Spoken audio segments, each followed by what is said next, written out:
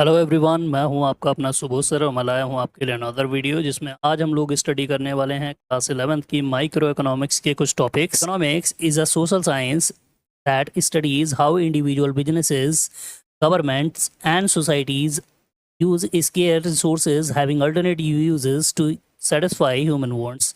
मतलब इकोनॉमिक्स क्या है? एक ऐसी सोशल साइंस है जिसमें एक स्टडी की जाती है कि कैसे कोई individual means house hold, businesses यानी कि फर्म या प्रोड्यूसर या गवर्नमेंट या सोसाइटी किस तरीके से जो स्केर्स रिसोर्सेज हैं उनको इस तरीके से यूटिलाइज करती है जिनका अल्टरनेटिव यूजेस भी हमारे पास सामने अवेलेबल होता है ताकि ह्यूमन वांट्स को सेटिस्फाई किया जा सके। इस तरीके की जो स्टडी होती है इसे ही हम इकोनॉमिक्स या नाम से जानते हैं। अगर हम अदर वर्ड्स में बात करें तो सिंपल वर्ड्स में हम कह सकते हैं कि economics is the study of how people make choice when resources are limited but human wants are unlimited. यानी कि अगर हम बात करें कि अपने रिसोर्सेज के बारे में जो कि ह्यूमन वांट्स के कंपैरिजन में हमेशा लिमिटेड रहते हैं, बिकॉज ह्यूमन वांट्स कैसी हैं? अनलिमिटेड हैं। तो इसीलिए इकोनॉमिक्स इन सब बातों के बारे में स्टडी करने की ही स्टडी को कहते हैं। नेक्स्ट हमारा टॉपिक आता है बेसिक फीचर्स ऑफ इकोनॉमिक्स। तो बेसिक फीचर्स में इकोनॉमिक्स में जैसा कि आप स्क्रीन पे देख सकते हैं, सबसे पहला फीचर है ह्यूमन वांट्स आर अनलिमिटेड। हमारी जो ह्यूमन की वांट्स होती हैं वो अनलिमिटेड होती हैं, क्योंकि वन वांट्स ख़त्म होती है तो दूसरी शुरू हो जाती है, वन सेटिस्फाई होती है तो दूसरी शुरू हो जाती है, दूसरी सेटिस्फाई होती है तीसरी शुरू हो जाती है, एंड सो ऑन। ये प्रोसेस लगातार चलता रहता है और इसी तरीके से ह्यूमन वांट्स कभी भी ख़त्म नहीं होती हैं।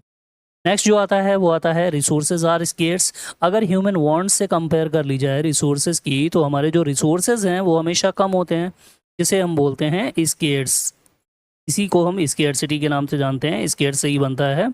इसके बाद थर्ड नंबर पर आता है रिसोर्सेज हैव अल्टरनेटिव यूजेस।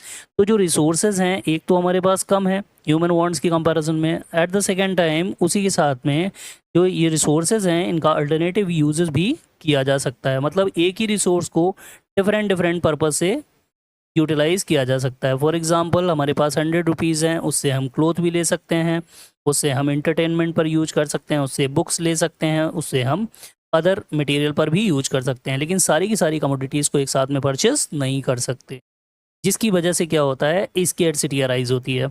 अब नेक्स्ट पॉइंट आता है स्केर्सिटी मेक्स चॉइस नेसेसरी। अब देखो जो हमारे सामने ऑप्शन अवेलेबल होते हैं, जो हमारे पास अल्टरनेटिव यूजेस हैं, उनमें हमें क्या करना पड़ता है? उनमें हमें चॉइस करनी पड़ती है कि कौन सा हमारे लिए बेस्ट अल्टरनेटिव सही रहेगा। तो इसी को हम लोग क्या बोलते हैं? प्रॉब्लम ऑफ चॉइस बोलते हैं। इसके बाद आता है every choice involve an opportunity cost. अब हमारे सामने जो भी ऑप्शन अवेलेबल होते हैं, मान लीजिए 10 रुपीज़ है हमारे पास, जिसमें हम पेन भी खरीद सकते हैं और इसी से हम नोटबुक खरीद सकते हैं। तो अब हमारे सामने ये ऑप्शन आएगा कि पेन या नोटबुक में से हम क्या खरीदें। मान लीजिए अगर हम पेन चूज़ करते हैं तो हमें नोटबुक को क्या करना पड़ेगा? सेक्रीफाइस करना पड़ेगा, क्योंकि 10 रुपीज़ में पेन और नोटबुक दोनों को एक साथ में परचेज़ नहीं किया जा सकता है। तो ये जो हमने पेन को परचेज़ किया है और नोटबुक को सैक्रिफाइस करना पड़ा है, यही हमारी क्या बन जाती है? अपॉर्चुनिटी कॉस्ट बन जाती है। नेक्स्ट आता है economics is concerned with the efficient allocation of scarce resources. तो इकोनॉमिक्स एक्चुअली स्टडी किस बात की करता है कि जो भी हमारे पास लिमिटेड या स्केर्स रिसोर्सेज अवेलेबल हैं उनको किस तरीके से एफिशिएंटली यूटिलाइज किया जाए ताकि कम से कम रिसोर्सेज की बर्बादी करके हम ज़्यादा से ज़्यादा बेनिफिट या सेटिस्फेक्शन ले पाएँ अपने अवेलेबल रिसोर्सेज से। इसको चलो ये एक एग्जाम्पल से समझते हैं। Suppose the student has 100 rupees. किसी स्टूडेंट के पास 100 रुपीज़ हैं। The student may want to buy a book, clothes, foods और इंटरटेनमेंट। जो बच्चा है उसके पास ऑप्शन क्या है कि वो उन 100 रुपीज़ से या तो बुक्स खरीद सकता है, या क्लोथ्स खरीद सकता है, या फूड खरीद सकता है, या इंटरटेनमेंट पर खर्च कर सकता है। But this is not possible for him to spend the money from all the commodities on all commodities. एक साथ वो सभी को नहीं खरीद सकता। Since 100 can not be spent on everything at the same time, the student must decide how to use money. तो ऐसी कंडीशन में उस स्टूडेंट को ये डिसाइड करना पड़ेगा कि भाई कौन सी हम कमोडिटी लें, कौन सी नहीं लें। इसी के लिए क्या बच्चे के सामने ऑप्शन क्रिएट हो जाएगा? प्रॉब्लम ऑफ चॉइस, यानी कि उसे चॉइस करनी पड़ेगी कि भाई क्या खरीदें क्या नहीं खरीदें। This is an economic problem arising from scarcity and choice, और इसीलिए स्केर्सिटी जहाँ पर होगी वहाँ पर चॉइस की कंडीशन भी क्रिएट हो जाएगी। नेक्स्ट टॉपिक हमारा आता है कि मीनिंग ऑफ स्केर्सिटी। आखिर ये स्केर्सिटी है क्या? तो स्केर्सिटी का मतलब होता है it is the condition in which available resources are limited in relation to human wants. भाई हमारी ह्यूमन वांट्स क्या है? अनलिमिटेड है, क्योंकि हमारी डिमांड पूरी होती है, वन हमारी चॉइस पूरी होती है, वन हमारा जो वांट है वो पूरी होती है। तो उसके बाद क्या होता है, नेक्स्ट हमारी जो डिमांड है, चॉइस है या नीड है, वो हमारी अराइज हो जाती है। मतलब जो ह्यूमन वांट्स हैं वो कभी भी ख़त्म नहीं होती, वन ख़त्म होती है दूसरी शुरू, दूसरी ख़त्म होती है तीसरी शुरू, तीसरी ख़त्म होती है चौथी शुरू। तो ये एक सिस्टम जो है वो चलता रहता है, इसीलिए हमारी जो वांट्स हैं वो कैसी हैं? अनलिमिटेड है। जबकि उनके कंपैरिजन में उनको पूरा करने के लिए जो हमारे पास रिसोर्सेज हैं, you can say finance, money, cash जो भी है, वो बहुत ही ज़्यादा कम होता है। जिसलिए हम कह सकते हैं कि हमारे रिसोर्सेज कैसे हैं? लिमिटेड हैं। ह्यूमन वांट्स अनलिमिटेड हैं, जिसकी वजह से स्केर्सिटी अराइज होती है। तो स्केर्सिटी कुल मिलाकर के है क्या? स्केर्सिटी एक्चुअली कमी है जो कि रिसोर्सेज के कम होने की वजह से अराइज होती है। नेक्स्ट टॉपिक हमारा आता है काजेज ऑफ स्केर्सिटी। तो स्केर्सिटी किन कारणों से होती है? तो सबसे पहला तो है human wants are unlimited. Human की वांट्स हैं वो अनलिमिटेड हैं, इस वजह से स्केर्सिटी अराइज होती है। Second one is resources are limited. Resources limited हैं जिसकी वजह से स्केर्सिटी अराइज होती है। नेक्स्ट है रिसोर्सेज हैव अल्टरनेटिव यूजेस।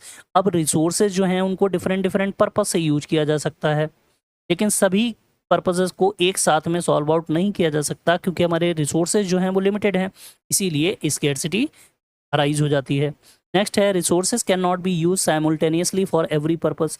सभी पर्पसेस के लिए हम अपने रिसोर्स को एक साथ में यूटिलाइज नहीं कर सकते, क्योंकि जो रिसोर्सेज हैं वो लिमिटेड हैं, इसी वजह से स्केर्सिटी अराइज होती है। इसके बाद आता है एग्जाम्पल्स ऑफ स्केर्सिटी।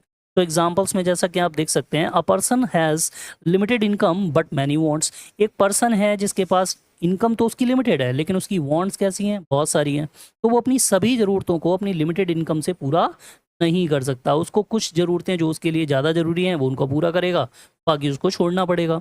इसी तरीके से सेकंड एग्जांपल देखिए, a student has limited time but many activities to complete. अब एक स्टूडेंट है जिसके पास एक लिमिटेड टाइम है जिसमें उसको बहुत सारे सब्जेक्ट पढ़ने हैं। अब उसे डिसाइड करना पड़ेगा कि एक पर्टिकुलर टाइम में कौन सा सब्जेक्ट पढ़ा जाए, या पर्टिकुलर टाइम में कौन सी एक्टिविटी की जाए, या पर्टिकुलर टाइम को कैसे यूटिलाइज किया जाए। इसी तरीके से अगर हम लैंड का एग्जाम्पल ले लें, अर्बन एरिया में जो लैंड होती है वो भी एक लिमिटेड क्वांटिटी में ही अवेलेबल है, जबकि जो अर्बन एरिया में लैंड की डिमांड होती है वो बहुत ज़्यादा होती है। इस कंडीशन की वजह से, क्योंकि हर बंदा चाहता है कि वो अर्बन एरिया में आकर के रहे, इसकी वजह से जो लैंड की डिमांड होती है वो हाई हो जाती है, जबकि उसका लिमिटेड एरिया होने की वजह से जो लैंड है वो स्केर्स हो जाती है। Next one is government resources are limited compared with the number of public needs. अगर हम गवर्नमेंट रिसोर्सेज की बात करें, जैसे कि ब्रिज हो गए, गवर्नमेंट स्कूल्स हो गए, गवर्नमेंट हॉस्पिटल्स हो गए, तो ये सारे के सारे जो हैं वो पब्लिक नीड्स को अगर हम देखें तो उनकी कंपैरिजन में बहुत ज़्यादा कम है, जिसकी वजह से स्केर्सिटी अराइज होती है।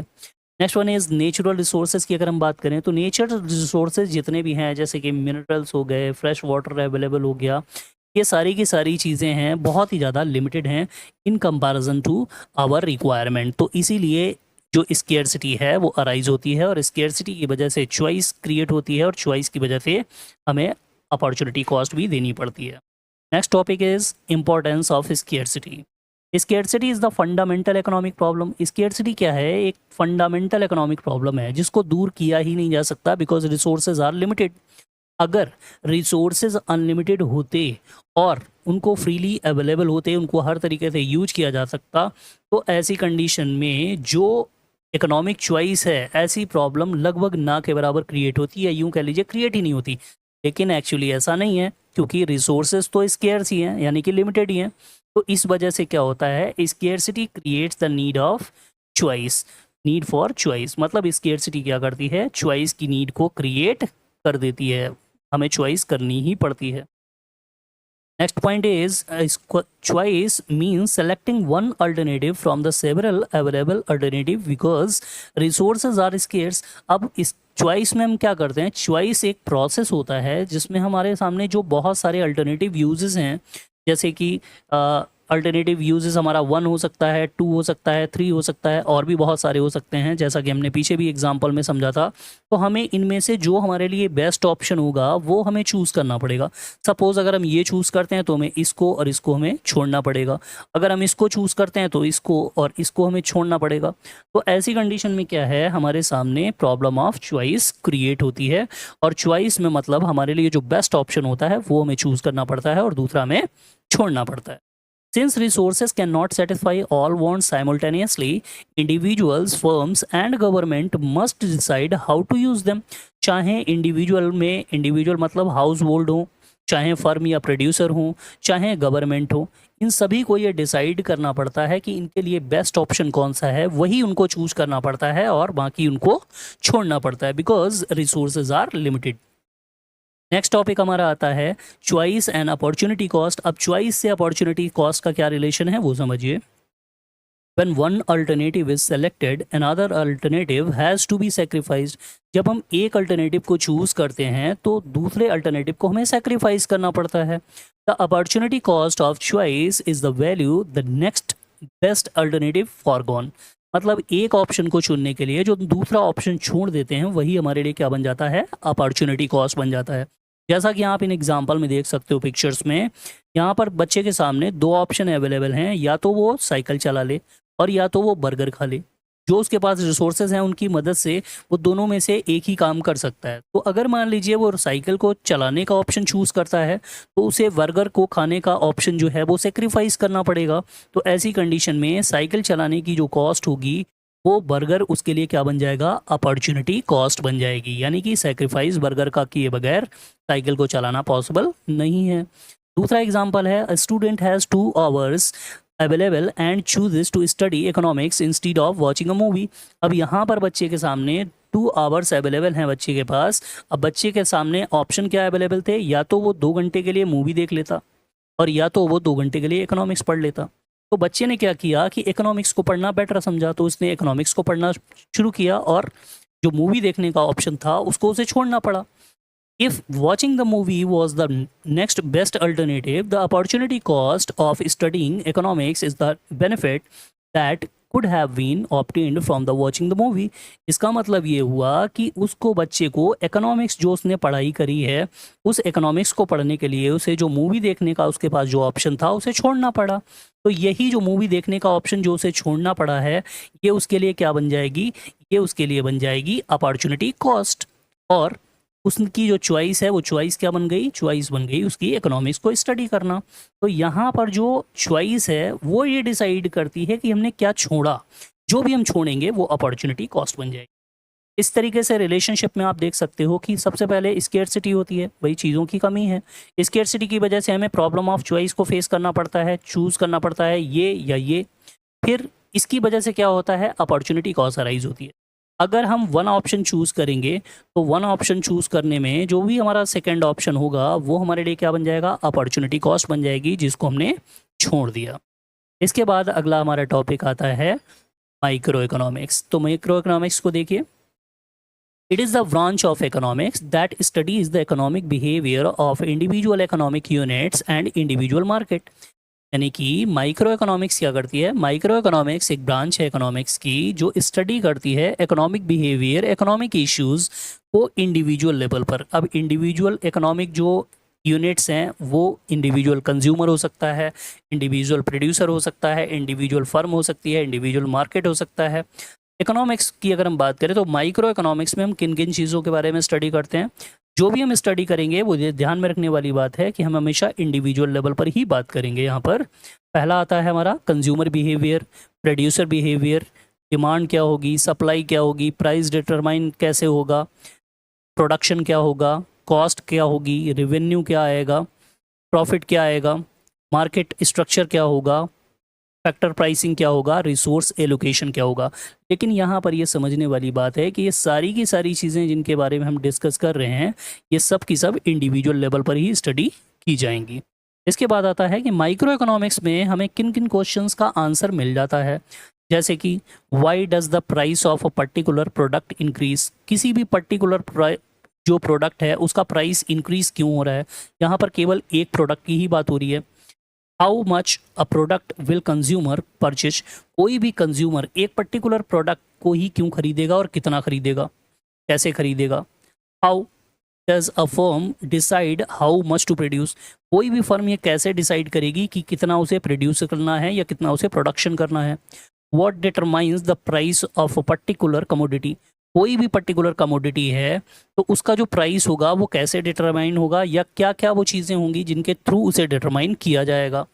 Next is how does the competition affect firm, कोई भी कंपटीशन होती है वो किसी भी फर्म को, पर्टिकुलर फर्म को वो कैसे अफेक्ट करती है। इसके बाद आता है how does a consumer decide which goods to purchase, कौन सा गुड्स परचेज करना है, अवेलेबल गुड्स में से कौन सा परचेज नहीं करना है, कंज्यूमर की थ्योरी क्या होगी। इन सब बातों के बारे में हम जो डिस्कस करते हैं वो करते हैं माइक्रो इकोनॉमिक्स में। नेक्स्ट हमारा जो टॉपिक आता है वो आता है मैक्रो इकोनॉमिक्स। तो मैक्रो इकोनॉमिक्स में it is the branch of economics that study the economy as a whole. जब हम इकोनॉमिक्स को इंडिविजुअल लेवल से छोड़ करके इकोनॉमी एज अ होल यानी टोटल लेवल पर पढ़ने लगते हैं, एग्रीगेट लेवल पर पढ़ने लगते हैं, तो वो बन जाती है मैक्रो इकोनॉमिक्स। मैक्रो इकोनॉमिक्स में हम जो चीज़ों को स्टडी करते हैं वो है national income, gross domestic product जिसे जीडीपी के नाम से भी जाना जाता है, economic growth, inflation, unemployment, business cycle, aggregate demand, aggregate supply, fiscal policy, monetary policy, balance of payment and overall economic stability. इन सब चीज़ों के बारे में हम मैक्रो इकोनॉमिक्स में पढ़ते हैं। जैसा कि नाम से ही पता लगता है, मैक्रो मतलब बड़ा, बड़े लेवल पर जब हम स्टडी करते हैं तो वो मैक्रो इकोनॉमिक्स कहलाती है। माइक्रो का मतलब छोटे लेवल पर होता है। मैक्रो इकोनॉमिक्स में हमें किन किन चीज़ों के आंसर मिलते हैं। What is inflation, why is inflation increasing, inflation यानी कि जो महंगाई बढ़ रही है वो क्यों इंक्रीज हो रही है। इसके बाद why is unemployment rising, unemployment की जो सिचुएशन कंट्री में क्रिएट हो रही है तो वो क्यों हो रही है, उसका रीज़न क्या है। What determines national income, national income जो होती है उसको कैसे डिटरमाइन किया जाता है या क्या है ये, किस तरीके से डिटरमाइन करेंगे। Why does economic growth slow down, जो इकोनॉमिक ग्रोथ है वो स्लो डाउन होने के कारण क्या है, क्यों स्लो डाउन हो रही है, क्या ये क्यों इंक्रीज हो रही है। Why causes a recession, recession में जाने की वजह क्या होती है, क्या कारण होते हैं, उनको कैसे दूर किया जा सकता है। How can government policy influence economic growth, और जो गवर्नमेंट पॉलिसी है वो इकोनॉमिक ग्रोथ को कैसे इन्फ्लुएंस करती है। गवर्नमेंट पॉलिसी मतलब टैक्स, सब्सिडीज़ वगैरह, ये सब चीज़ें जो हैं वो गवर्नमेंट की पॉलिसी कैसे इकोनॉमिक ग्रोथ को इन्फ्लुएंस करने का काम करती है। नेक्स्ट टॉपिक हमारा आता है जो कि है माइक्रो इकोनॉमिक्स और मैक्रो इकोनॉमिक्स के बीच का डिफरेंस। तो सबसे पहले देखिए मीनिंग के अकॉर्डिंग देखते हैं। मीनिंग के अकॉर्डिंग अगर हम देखें तो माइक्रो इकोनॉमिक्स में जो भी स्टडी की जाएगी वो इकोनॉमिक यूनिट्स की, इंडिविजुअल्स की जाएगी, यानी कि जो भी हम बात करेंगे वो इंडिविजुअल लेवल पर बात करेंगे, जैसे individual consumer, individual producer, individual firm, individual market. जबकि मैक्रो इकोनॉमिक्स में जो हम स्टडी करते हैं वो इकोनॉमी एज अ होल करते हैं, यानी कि पूरी की पूरी इकोनॉमी में जितने भी प्रोड्यूसर्स हैं हम सभी प्रोड्यूसर्स की बात कर रहे हैं, जितने भी कंज्यूमर हैं हम सभी कंज्यूमर की बात कर रहे हैं, जितनी भी फर्म है सभी फर्म की बात कर रहे हैं, पूरे के पूरे कंट्री लेवल पर ही बात कर रहे हैं। स्कोप की बात करें तो माइक्रो इकोनॉमिक्स में जो स्कोप होता है वो रिलेटिवली नैरो होता है, जबकि मैक्रो इकोनॉमिक्स का जो स्कोप होता है वो बहुत ज़्यादा बड़ा होता है। मेन फोकस की बात करें तो माइक्रो इकोनॉमिक्स में इंडिविजुअल लेवल पर हम कंज्यूमर, फर्म, इंडस्ट्री और मार्केट की बात करते हैं, जो कि particular consumer, particular firm, particular market, particular जो इंडिविजुअल लेवल पर होगा उसकी बात करेंगे। जबकि मैक्रो लेवल पर एग्रीगेट इकोनॉमिक एक्टिविटी की बात करते हैं, यानी कि सारे के सारे कंज्यूमर्स की बात करते हैं, सारे के सारे प्रोड्यूसर्स की बात करते हैं, सारे के सारे मार्केट की बात करते हैं। मेजर वेरिएबल्स की बात की जाए तो इंडिविजुअल डिमांड की बात करेंगे माइक्रो इकोनॉमिक्स में, सप्लाई इंडिविजुअल की बात करेंगे, प्राइस या आउटपुट इंडिविजुअल पर बात करेंगे। जबकि मैक्रो इकोनॉमिक्स में नेशनल इनकम की बात करते हैं, जीडीपी, इन्फ्लेशन की बात करते हैं, अनएम्प्लॉयमेंट की बात करते हैं, ये पूरा का पूरा कंट्री लेवल पर चलेगा। प्राइस की अगर बात की जाए तो स्टडी प्राइस की हम करते हैं केवल एक पर्टिकुलर गुड्स या सर्विसेज की, जबकि अगर हम प्राइस की बात करें मैक्रो लेवल पर तो यहाँ पर जनरल प्राइस लेवल की बात होती है, यानी सभी की सभी गुड्स एंड कमोडिटीज़ सर्विसेज की बात होती है। प्रोडक्शन की बात करें तो स्टडी प्रोडक्शन का किया जाता है इंडिविजुअल फर्म और इंडस्ट्री के आधार पर माइक्रो इकोनॉमिक्स में, जबकि मैक्रो इकोनॉमिक्स में हम जो स्टडी करते हैं वो स्टडी की बात करते हैं। एम्प्लॉयमेंट लेवल की अगर हम बात करें तो एम्प्लॉयमेंट लेवल माइक्रो इकोनॉमिक्स में स्टडी करते हैं पर्टिकुलर फर्म के आधार पर या पर्टिकुलर फर्म इंडस्ट्रीज़ के आधार पर, जबकि मैक्रो इकोनॉमिक्स में जो अनएम्प्लॉयमेंट या एम्प्लॉयमेंट लेवल होगा उसकी स्टडी की हम बात करेंगे कंट्री लेवल पर, यानी कि पूरे के पूरे कंट्री में। इसके बाद आता है इनकम।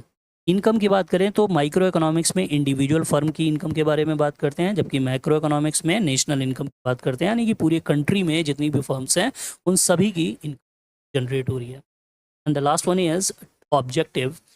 ऑब्जेक्टिव की बात करें तो जो माइक्रो इकोनॉमिक्स है उसका जो मेन ऑब्जेक्टिव होता है एफिशिएंट एलोकेशन ऑफ रिसोर्सेज होता है एट इंडिविजुअल और मार्केट लेवल, जबकि मैक्रो इकोनॉमिक्स में economic growth, stability, employment and price stability का मेन जो है वो ऑब्जेक्टिव है जिसके आधार पर हम स्टडी करते हैं। तो ये थे हमारे आज का जो टॉपिक था, वो आज इतना ही हमारा टॉपिक है। अगर वीडियो अच्छा लगा हो तो लाइक कीजिए, सब्सक्राइब कीजिए और बने रहिए हमारे साथ नेक्स्ट वीडियो में, ताकि हम नेक्स्ट वीडियो में टॉपिक के बारे में अलग से डिस्कस कर सकें। तब तक के लिए गुड बाय।